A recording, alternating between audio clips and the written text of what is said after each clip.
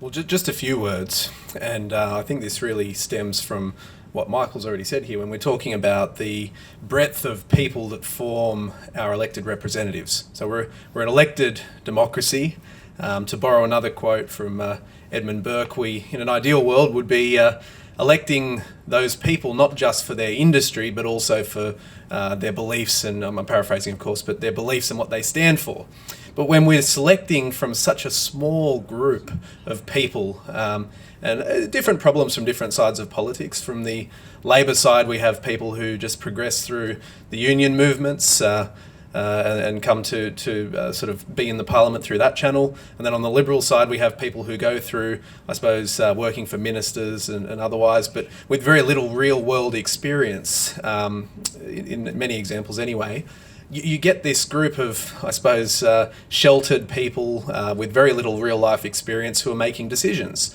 So the first and fundamental point is, I think, to change the makeup of the parliament. And I think that's where the idea of, I suppose, having a more democratic process within the parties comes from, and would certainly lead to better outcomes there, where you would get people who are the top talent, the top of all of those different fields, that you want that experience in the parliament, and you can make a solid cabinet out of that, and that would become the reality. Beyond that, I think also going into this other sort of area of direct democracy, which I think is an attractive model to explore. And importantly, it can be achieved without fundamental change. So it can be done without throwing out our existing constitution. We just change some of the mechanics of how that might work.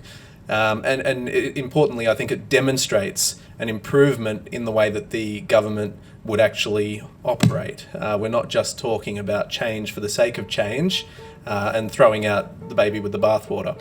The second element there, as we've heard, would be to not only sort of allow people to initiate change, which may be something to be explored, and probably has its own merit, where if the political class doesn't want to implement some change, then the people, by popular support, could force debate on that issue.